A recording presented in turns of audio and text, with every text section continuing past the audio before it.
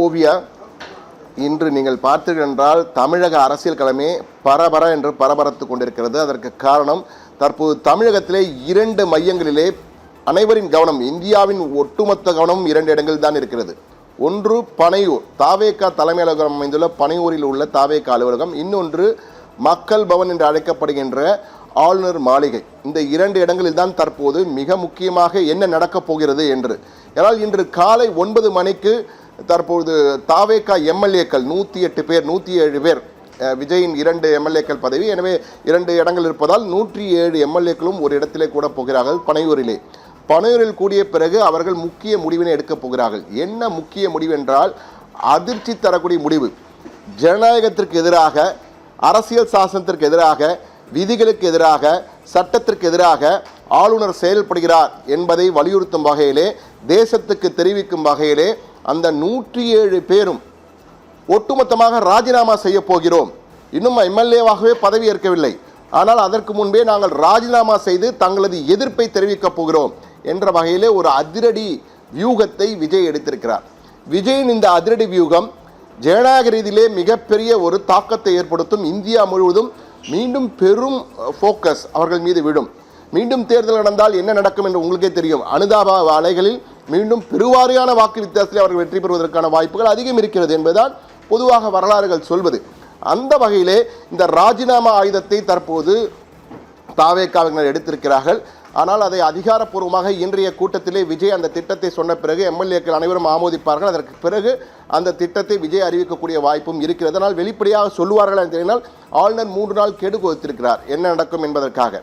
ஆனால் முக்கியமாக தாவேகா எம்எல்ஏகளுக்கு அக்கட்சியினுடைய பொதுச் செயலாளர் புஷி ஆனந்த் இன்று காலை ஒரு ஓலை அனுப்பியிருக்கார். அதாவது ஓலை என்றால் கடிதம் மூலமாக, வாய்மொழியாகவும் கடிதம் மூலமாக சில உத்தரவுகளை பிறப்பித்திருக்கிறார். அதற்கு காரணம் என்னவென்றால், நமது கட்சியை உடைக்க சதி நடக்கிறது, தாவேகாவை உடைக்க சதி நடக்கிறது, உங்கள் முன்னால் 10 கோடி ரூபாய் கொடுப்பார்கள், 10 கோடியை பார்த்து ஏமாந்து விடாதீர்கள், விலை போய் விடாதீர்கள் என்ற வகையில் கூறியிருக்கிறார். விஜயின் போட்டோவை நெஞ்சிலே வைத்துக் கொள்ளுங்கள், நெஞ்சில் குடியிருக்கும் என்று விஜய் தன்னுடைய தொண்டர்களிடம் கூறுகிறார். அதுபோல விஜயின் போட்டோவை நெஞ்சில் வைத்துக் கொள்ளுங்கள், விஜயின் போட்டோவை பார்த்தால் நேர்மை உங்களுக்கு முன்னால் வரும், எனவே அந்த நேர்மையை பார்த்து நீங்கள் விலை போகாமல் இருங்கள், 10 கோடியை கொடுத்து உங்களை விலை பேசுவார்கள், விலை போய் விடாதீர்கள், கட்சியை உடைக்க சதி நடக்கிறது, வெளியிலிருந்து ஏமாந்து போய் விடாதீர்கள்.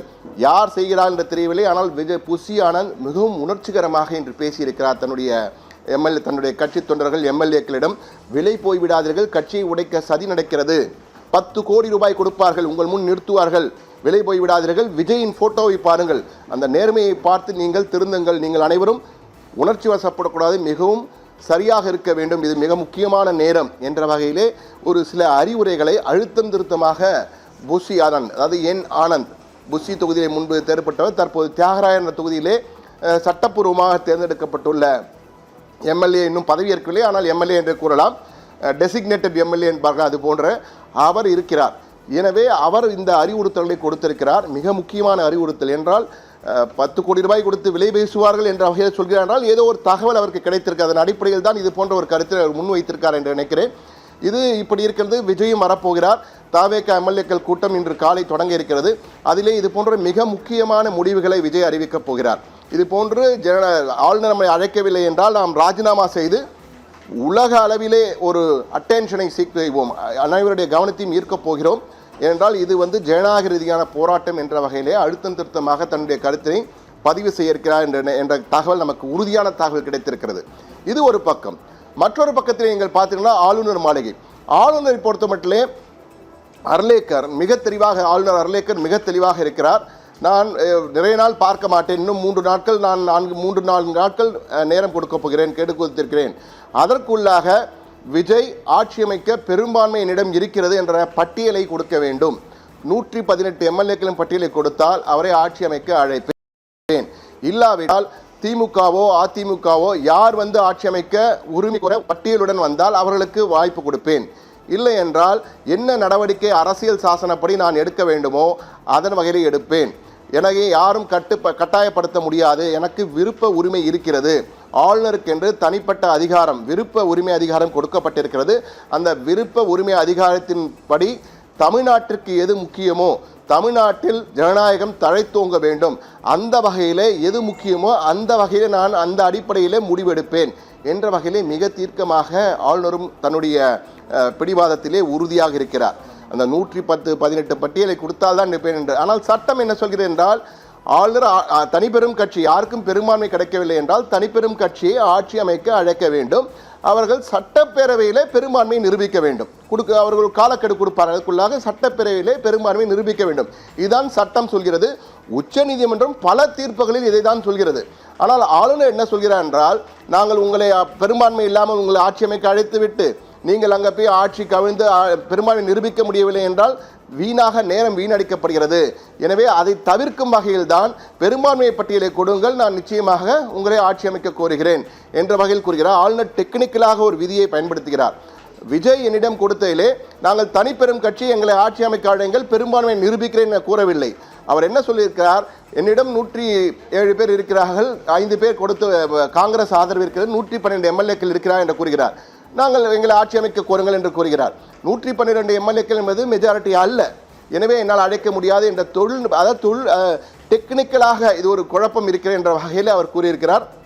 ஆனால் இது எப்படி இருந்தாலும் ஆளுநர் நிச்சயமாக அழைப்பு விடுக்க வேண்டும் என்றுதான் சட்டம் சொல்கிறது. ஆனால் ஆளுநர் அதை செயல்படுத்தாமல் காலக்கெடு கொடுக்கிறார். 3-4 நாட்கள் பார்ப்பேன் என ஆப்ஷன்ஸ் எல்லாருக்கும் கொடுத்திருக்கிறார். விஜய்க்கு முதல் ஆப்ஷன், திமுகவுக்கு 2வது ஆப்ஷன், 3வது ஆப்ஷன் அதிமுக.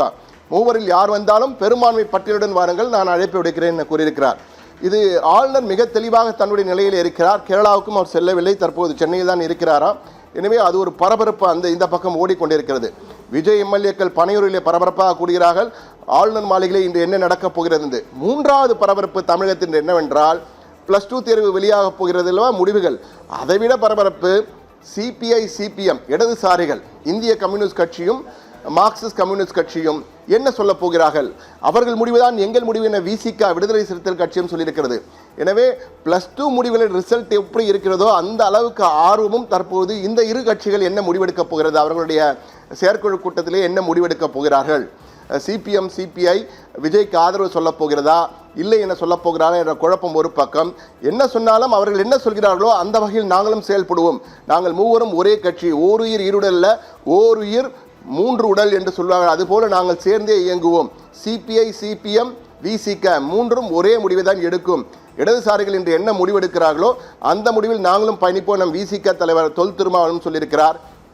எனவே அது ஒரு பக்கம் என்ன முடிவெடுக்கப் போகிறார் என்று. இதற்கிடையே திமுக அண்ணா அறிவாலயத்தில், திமுக தலைமையிடமான அண்ணா அறிவாலயத்தில் நேற்று நடந்த எம்எல்ஏக்கள் கூட்டத்திலே அவசரமாக அனைத்து எம்எல்ஏக்களும் வர சொன்ன திமுக தலைவர் ஸ்டாலின், அதாவது கட்சி நலனுக்கு ஏற்ப சில முடிவுகளை நான் எடுப்பேன், அனைத்து எம்எல்ஏக்களும் அதற்கு கட்டுப்பட வேண்டும். அதே போன்று இன்னும் சில நாட்கள், இன்னும் குறைந்தபட்சம் ஓரிரு வாரங்களுக்கு சென்னையிலேயே நீங்கள் அனைவரும் தங்கியிருக்க வேண்டும், எங்கும் ஊருக்கெல்லாம் செல்ல வேண்டாம், சொந்த ஊருக்கு போக வேண்டாம், சென்னையிலே தங்கிருங்கள், மிக முக்கியமான சில நகர்வுகள் இருக்கும், எனவே எங்கும் செல்லாதீர்கள் என்ற ஒரு கட்டளையை பிறப்பித்திருக்கிறார். அது மட்டுமல்ல, கட்சி நலனுக்கு ஏற்ப சில முக்கிய முடிவுகளை நான் எடுப்பேன், அந்த முடிவுகளுக்கு நீங்கள் கட்டுப்பட வேண்டும் என்ற கோரிக்கை வைத்திருக்கிறார். அவர்களும் சரி என்று சொல்லியிருக்கிறார்கள். எனவே ஸ்டாலின் ஏதோ ஒரு முக்கியமான நகர்வினை எடுத்துக்கொண்டிருக்கிறார். அடுத்த அரசியல் நகர்வு ஸ்டாலின் என்ன செய்யப்போகிறார் என்பது தற்போது எதிர்பார்ப்பை பன்மடங்கு கூட்டியிருக்கிறது. அது மட்டுமல்ல, ஸ்டாலின் அவசரமாக தன்னுடைய கூட்டணி கட்சிகளாக இருக்கக்கூடிய காங்கிரஸ் ஏற்கனவே அங்கு தாவேக்காவுடன் இணைந்து விட்டது. விசிக சிபிஐ சிபிஎம் இடதுசாரிகளுக்கு ஒரு வேண்டுகோள் விடுத்திருக்கிறார். இந்திய யூனியன் முஸ்லீம் லீக் திமுகவின் முடிவு என்னவோ அதுதான் எங்கள் முடிவு என சொல்லிவிட்டதால் இந்த 3 கட்சிகளுக்கும் ஒரு அவசர வேண்டுகோள், தயவு செய்து அவசரப்பட்டு எந்த முடிவும் எடுக்க வேண்டாம், எடுக்க வேண்டாம், மிக முக்கியமான நகர்வுகள் நடந்து கொண்டிருக்கிறது, காத்திருங்கள் என கூறியிருக்கிறார். இது பல சந்தேகங்களை, பல யூகங்களை, பல எதிர்பார்ப்புகளை கேள்விக்குறியாக மட்டுமல்ல ஆச்சரியக்குறியாகவும் மாற்றிக் கொண்டிருக்கின்றன. அப்படி என்னவென்றால், ஏற்கனவே கடந்த 2 நாட்களாக தமிழகத்தின் பட்டி தொட்டியெங்கும் பேசப்பட்ட விடயம், தமிழக அரசியல் வரலாற்றிலே ஒரு புதிய திருப்பம், எதிரும் புதிருமாக இருந்த திமுக மதிமுகவும் ஒன்றிணைந்து ஆட்சி அமைக்கப் போகிறார்கள் என்ற ஒரு பெரிய விடயம் ஒரு விவாதமாகவே நடந்து கொண்டிருக்கிறது. சமூக வலைத்தளங்கள் மட்டுமல்ல, பல ஊடகங்களிலும் நடந்து கொண்டிருக்கிறது. இந்த சூழ்நிலையில்தான் எடப்பாடி பழனிசாமி, அதிமுகவின் பொதுச்செயலாளர் எடப்பாடி பழனிசாமியும் மிக தெளிவாக புதுச்சேரியில் தன்னுடைய எம்எல்ஏக்கள் எல்லாரும் வைத்திருந்தார், 43 எம்எல்ஏக்கள். அங்கு சென்றவர் அவரிடம் ஏதோ கையெழுத்து வாங்கியிருக்கா என்ற தகவல் எல்லாம் பரவி வருகிறது. அது மட்டுமல்ல, அனைத்து புதுச்சேரியில் இருந்த அனைத்து எம்எல்ஏக்களும் உடனடியாக சென்னைக்கு புறப்பட்டு வாருங்கள் என கூறியிருக்கிறார். எனவே அவர் ஒரு பக்கத்திலே எம்எல்ஏக்களை புறப்பட்டு சென்னைக்கு வாருங்கள் என கூறுகிறார். இங்கு திமுக தலைவர் ஸ்டாலின் தன்னுடைய எம்எல்ஏக்கள் சென்னையிலே இருக்க வேண்டும் என கட்டளையிடுகிறார். இதெல்லாம் ஒன்றுடன் ஒன்று பார்க்கும்போது திமுக அதிமுக சேர்ந்து ஆட்சி அமைக்க முயற்சிக்கிறதோ என்ற எண்ணமும் ஏற்படாமல் இல்லை. நிச்சயமாக அதற்கு வாய்ப்பு இல்லை என்றும் சொல்ல முடியாத அளவுக்கு நகர்வுகள் இருக்கின்றன. எனவே இபிஎஸ் ஒரு பக்கம் நோய்ந்து கொண்டிருக்கிறார். அதிமுக தயவில் திமுக ஆட்சியா அல்லது திமுக தயவில் அதிமுக ஆட்சியா இல்லை இரண்டு கூட்டணி ஆட்சியா? 2 கூட்டணிகள் என்றால் கூட்டணி ஆட்சி என்று வரும்போது விசிக சிபிஎஸ் உங்களுக்கு அமைச்சர் பதவி தானே வேண்டும், அது எங்களுடைய ஆட்சியிலே பெற்றுக்கொள்ளுங்கள் என இந்த கூட்டணி ஆட்சி கொடுப்பதற்கும் வாய்ப்பு இருக்கிறது. அதனால்தான் ஒருவேளை ஸ்டாலின் அவசரப்பட்டு முடிவெடுக்காதீர்கள், காத்திருங்கள் என கூறியிருக்கிறார். எனவே இந்த யூகங்கள், இந்த புள்ளிகளை அனைத்தும் ஒன்று சேரும்போது ஏதோ ஒன்று இவர்கள் நகர்வுகள் அவசரமாக எடுக்கப்பட்டு வருகின்றன என்றால் ஆளுநரும் தாவேக்காவுக்கு மட்டுமல்ல திமுக வந்தாலும் கேட்போம், அதிமுக வந்தாலும் பட்டியல் வேண்டும் என கூறியிருக்கிறார். எனவே அதிமுக திமுக ஒன்றிணைந்து தங்களுடைய எம்எல்ஏக்கள், கூட்டணி கட்சி எம்எல்ஏக்கள் என அனைவரையும் சேர்த்து கிட்டத்தட்ட 118க்கு மேல் அவர்களிடம் இருக்கிறது. அனைத்து எம்எல்ஏக்களுடன் நேரடியாக ஆளுநர் மாளிகைகளுக்கே எம்எல்ஏக்களை அழைத்து சென்று பாருங்கள், எங்களுடைய மெஜாரிட்டியை எல்லா எம்எல்ஏக்களும் வந்திருக்கிறோம், 118 மெஜாரிட்டி எம்எல்ஏக்கள் வந்திருக்கிறோம், எங்களை ஆட்சி அமைக்க உரிமை கோருங்கள் என கேட்பதற்கான வாய்ப்பு இருக்கிறதோ என்ற சந்தேகமும் வருகிறது. அதற்கான முயற்சிகளும் எடுக்கப்பட்டு வருகிறதா என தெரியவில்லை. என்றால் இன்று இபிஎஸ் ஆளுநரை சந்திக்க நேரம் கேட்டிருப்பதாகவும் தகவல்கள் காலையிலிருந்து கசிந்து கொண்டிருக்கின்றன. எனவே எது வேண்டுமானாலும் நடக்கலாம் என்ற வகையில் தான் அந்த பக்கத்தில் இருக்கிறது. ஆனால் தாவேகா எம்எல்ஏக்களை பொறுத்தமட்டிலே விஜய் மிக தெளிவாக அந்த உறுதியான முடிவினை எடுத்திருக்கிறார். எங்களை ஆட்சி அமைக்க அழைக்கவில்லை என்றால் மேண்டேட், மக்கள் தீர்ப்பு எங்களுக்கு சாதகமாக இருக்கிறது, எங்களுக்கு பெரும்பான்மை கிடைக்கவில்லை, ஆனால் தனிபெரும் கட்சியாக நாங்கள் வந்திருக்கிறோம், முதல் முயற்சியிலேயே தனிபெரும் கட்சியாக எங்களுக்கு வாக்களித்திருக்கிறார்கள் மக்கள் தீர்ப்பு எங்களுக்கு சாதகமாக இருக்கிறது, எங்களை ஆட்சி அமைக்க உரிமை கோரியிருக்கிறோம், ஆனால் ஆட்சி அமைக்க நீங்கள் அழைக்கவில்லை, ஆட்சி அமைக்க அழைக்கவில்லை என்றால் நிச்சயமாக நாங்கள் அனைவரும் ராஜினாமா செய்து ஜனநாயகத்திற்கு எதிராக செயல்படும் உங்களுக்கு எதிராக நாங்கள் ஒரு முயற்சி எடுப்போம், அடுத்த நகர்வினை எடுக்கப் போகிறோம் என்ற வகையிலே ஒரு திட்டத்தை வைத்திருக்கிறார். மற்றொரு புறத்திலே சட்ட ரீதியாக உச்ச நீதிமன்றத்தை அணுகுவது, அவர்கள் நீதிமன்றத்தின் மூலமாக ஆளுநருக்கு அறிவுறுத்தல் கொடுத்து நம்மை ஆட்சி அமைக்க அழைக்க முயற்சிகளும் எடுக்கப்பட்டு வருவதாகவும் தாவேகா தகவல்கள் உறுதியாக நமக்கு தெரிவிக்கின்றன. எனவே அரசியல் களம் நேற்று முன்தினம் கிட்டத்தட்ட 4ஆம் தேதி முடிவுகள் வந்துவிட்டன. 4வது நாளாக இன்னும் ஆட்சி அமைக்கவில்லை, ஆட்சி அமைக்க யாரையும் அழைக்கவும் இல்லை ஆளுநர். எனவே இந்த ஸ்டேல் மேட் கண்டினியூஸ் என்பார்களே, அது போன்ற ஒரு சூழல் தான் தற்போது இங்கே நிலவி கொண்டிருக்கிறது. எனவே இன்றைய அரசியல் களம் கடந்த 4 நாட்களை விட இன்று பரபரப்பாக இருக்க போகிறது. இன்னும் சற்று நேரத்தில் அந்த தாவேகாவின் எம்எல்ஏக்கள் கூட்டம் தொடங்குகிறது. அதிலிருந்து அடுத்தடுத்த நகர்வுகள் பரபரக்க போகின்றன. இன்றைய தமிழக அரசியல் களம் ஒவ்வொரு திருப்பங்களுடன் ஒரு சினிமாவை தோற்கடிக்கும் வகையிலே, ஒரு த்ரில்லர் சினிமாவை தோற்கடிக்கும் வகையிலே அடுத்தடுத்த திருப்பங்களுடன் நகர்வதற்கான வாய்ப்புகள் அதிகம் இருக்கிறது என்பதால் இன்றைய அரசியல் களத்தை ஒட்டுமொத்த இந்தியாவும் உற்று நோக்கி கொண்டு தமிழகத்தில் என்ன நடக்கிறது என்றால், கேரளாவிலே இன்னும் முதலமைச்சரை தேர்ந்தெடுக்கவில்லை, இங்கு மம்தா பானர்ஜி ராஜினாமா செய்யவில்லை என்றால் ஆளுநர் RN ரவி மேற்கு வங்கத்திலே சட்டமன்றத்தை கலைத்துவிட்டு புதிய சட்டமன்றத்திற்கு அழைப்பு விடுத்திருக்கிறார்.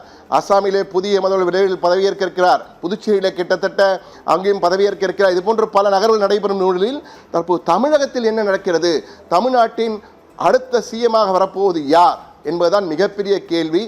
கடுமையான நகர்வுகள், அரசியல் நகர்வுகள் அடுத்தடுத்து நகர்ந்து வருவதால் ஒட்டுமொத்த இந்தியாவும் தற்போது தமிழகத்தை நோக்கி தான் பார்த்து கொண்டிருக்கிறது. என்ன நடக்கப் போகிறது என்ற எதிர்பார்ப்பு அவர்களுக்கு தமிழகத்தில் உள்ள கோடானு கோடி தமிழர்களுக்கும் அந்த எதிர்பார்ப்பு இருக்கிறது. ஓவியா.